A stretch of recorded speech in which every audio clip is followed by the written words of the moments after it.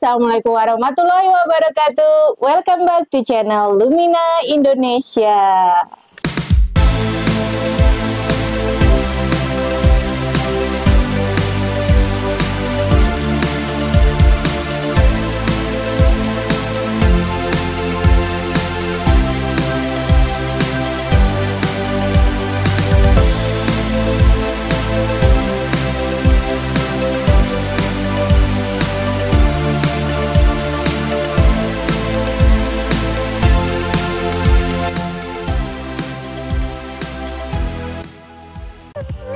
Dalam keseharian kita, ya sahabat Lumina Indonesia dimanapun berada, terkadang hari ini itu kita merasa sangat bersemangat banget, sangat antusias banget, sangat bergembira, sangat bergairah untuk menjalani hari-hari ini gitu ya.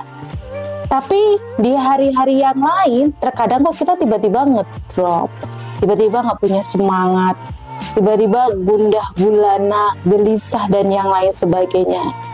Kira-kira apa sih yang terjadi? Energi kita kemarin dengan energi kita hari ini kenapa sih bisa berbeda banget gitu ya? Dan ketika kita menjalani hari-hari pengen mencapai sesuatu target, rasanya juga kok nggak maksimal ya? Ada sesuatu yang mengganjal di dalam hati ini. Nah, pertanyaan ini bukan hanya pertanyaan satu ataupun dua orang. Ini biasanya kondisi yang sering banget saya temukan sendiri ketemu dengan beberapa klien. Baik itu mereka yang memiliki cash secara pribadi untuk improvement ataupun cash dalam bisnis yang mereka ingin bisnisnya tumbuh dan berkembang. Ternyata ya sahabat semuanya, ketika kita hanya fokus di hal-hal teknis nih, hal-hal teknis itu ya yang seperti sahabat ikutin banyak training ya, gimana sih bikin diri kita bahagia misalnya. Atau kalau di bisnis bagaimana cara meningkatkan kinerja, atau bagaimana cara menjadi seorang pemimpin. Itu hal-hal yang bisa dipelajarin dan dijelaskan, itu termasuk dengan hal-hal teknis. Tetapi hal-hal teknis tadi kalau tidak diimbangi dengan 80% hal non teknis, itu hanya akan menjadi ilmu yang ada di kepala kita. Tapi ilmu ini tidak sampai ke dalam hati kita, bahkan minim memunculkan perubahan yang positif. Tentu sebagai pribadi dan juga sahabat semuanya di dalam bisnis atau perusahaan, ketika mengirim orang untuk mengikuti training ataupun pelatihan agar mereka change ataupun berubah dan bisa memberikan perubahan dampak yang positif bagi sekitarnya, terutama seorang leader ataupun supervisor atau mereka yang memiliki bawahan hanya satu, tetapi kenyataannya sahabat salah.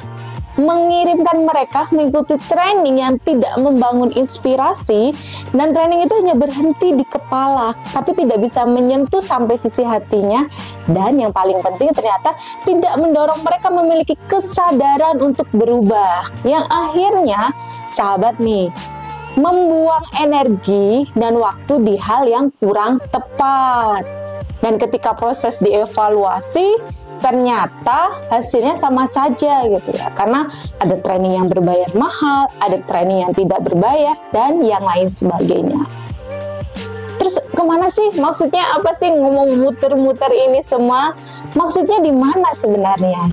Jadi saya akan berbicara seperti di dalam hukum fisika ya, namanya hukum energi, kekalan, momentum, dan lain sebagainya. Sesuatu yang bergerak itu pasti membutuhkan energi. Kalau sahabat semuanya sebagai sosok pribadi ataupun sebagai sosok yang bekerja di sebuah entitas, perusahaan atau bisnis, atau malah sahabat sendiri adalah business owner atau pemimpin tertinggi dari entitas tersebut, tiba-tiba sahabat kehilangan gairah nih, kehilangan semangat, kehilangan motivasi, merasa tidak mampu untuk mencapainya, merasa tidak yakin. Nah, ketika kehilangan ini, otomatis kita tidak bisa bergerak dengan maksimal. Kita akan mandek atau berhenti di tempat saja. Tentu, ini akan menjadi sebuah kerugian yang sangat besar. Karena perubahan, kesempatan, peluang yang datang itu perlu kita raih segera dan perlu kita eksekusi dengan lebih baik lagi. Apa sih sebenarnya yang menyebabkan semua ini terjadi? Sebenarnya ada satu kata yang bisa kita kenal semuanya ya, pangkal dari semuanya, sehingga kita tiba-tiba kehilangan energi ini, tiba-tiba kehilangan gairah, tiba-tiba kehilangan motivasi yang hari kemarin yakin banget dan percaya banget misalnya bisa mencapai, bisa mewujudkannya, bisa berubah, tiba-tiba hari ini kehilangan semangat gitu ya, dan kehilangan keyakinan dalam dirinya. Ini tiada lain, tiada bukan, ternyata berangkat dari satu kata, yaitu kata sempurna. Bisa jadi kita menyadari ataupun nggak menyadari ya sahabat semuanya. Hal ini pun kadang terjadi juga ya di saya gitu ya. Terkadang kita suka nggak menyadari pengen sempurna dalam berbagai hal ya. Sempurna dengan target yang pengen kita capai, sempurna pengen dari tampilan, sempurna pengen achieve-nya, sempurna dan lain sebagainya, sempurna menurut kita ya. Tapi kenyataannya ketika kita ingin meraih kesempurnaan itu, malah kesempurnaan itu semakin menjauh dan susah sekali untuk kita gapai ataupun kita raih di sana. Dan ternyata ingin tampil sempurna ini terkadang sering tidak kita sadari, sahabat semuanya. Karena kita sering tidak menyadari, terkadang ini kita ditipu atau dikelabui oleh diri kita sendiri. Contohnya seperti apa nih? Ketika kita pengen mencapai sesuatu yang sempurna atau pengen menjadi diri yang sempurna, terus pengen tampil yang sempurna, sebenarnya kita sudah menyalahi kodrat dalam diri kita. Karena manusia pasti tidak akan pernah bisa sempurna. Tugas kita hanyalah melakukan yang terbaik. Karena kesempurnaan itu hanya milik Tuhan ataupun Allah yang Maha Kuasa. Jadi jelas kita tidak akan pernah bisa menggantikan peran kita sebagai Tuhan.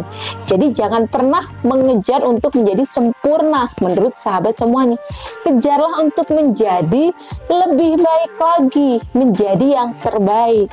Menjadi yang terbaik itu memang belum tentu sempurna, tapi itu artinya sahabat memiliki energi untuk berubah, change day by day gitu ya, atau month by month gitu, atau per bulan. Tapi itu yang sahabat kejar. Dan sempurna ini, rasa pengen sempurna, terlihat sempurna, itu akan menimbulkan banyak sekali kekhawatiran, kecemasan, gelisah, bingung, sedih, tidak mampu, dan yang lain sebagainya berkecamuk di dalam dada. Memang sih secara tampilan fisik kita tidak terlihat seperti orang sedang bingung, seperti orang yang sedang menyimpan tadi ya segala kecamuk rasa di dalam dada gitu. Karena secara fisik memang tidak memperlihatkan. Dan tadi yang saya sampaikan, terkadang kita ditipu oleh diri kita sendiri. Sering kita nggak mau mengakui, enggak kok, saya mah nggak sedih, saya mah kuat-kuat aja gitu, saya mah bisa mencapai gitu. Jadi ada denial gitu. Ada denial di dalam diri kita yang semakin kita denial, perasaan itu malah semakin muncul besar. Misalnya khawatir itu makin besar, rasa gelisah itu semakin besar, rasa kecewa itu muncul semakin besar.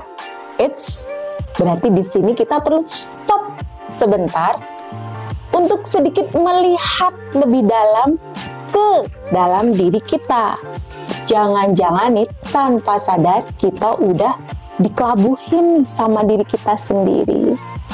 Cara sederhananya untuk kita bisa terlepas dari ditipu oleh diri sendiri adalah dengan mengakui secara jujur. Mengakui secara jujur ke siapa? Paling utama adalah ke diri kita sendiri. Oh iya ya, ternyata saya kecewa nih. Oh iya, bener nih, hal yang kecil ini memang bikin saya kecewa banget. Nah, seperti itu nggak masalah, karena sahabat jujurnya ke diri sendiri. Atau, oh iya ya, ternyata saya bingung banget. saya gundah gulana gimana mencapai target, mampu nggak ya. Nah, hal-hal yang seperti itu ketika sahabat konsisten belajar untuk jujur kepada diri sendiri, maka sahabat punya self-awareness yang tinggi, dan itu akan membangun self-evifikasi yang sangat tinggi, dimana dua hal ini sangat penting sekali untuk sahabat miliki ketika sahabat menghadapi under pressure, ataupun ketika menghadapi tekanan dan hal-hal yang nggak diinginkan sama sekali. Sahabat akan bisa merespon dengan tepat dan positif atas hal-hal tadi yang sahabat rasa kayaknya saya lagi tertekan nih, nggak sesuai dengan keinginan saya. Jadi self-awareness dan self-evifikasi ini akan membantu kita berhasil melewati fase-fase yang berat. Entah itu fase terkait dengan diri kita, ataupun fase terkait dengan pekerjaan dan di dalam bisnis kita. Setelah sahabat belajar untuk jujur terhadap diri sendiri, karena jujur ini nggak mudah.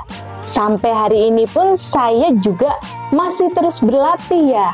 Kadang memang ada perasaan-perasaan yang tipis itu yang kita nggak mengakui gitu. Kalau memang sebenarnya, oh iya ya saya bingung, oh saya berkecamuk nih, saya gelisah nih. Nah, terkadang kita nggak mengakui hal-hal tersebut dan menganggap everything is gonna be alright gitu.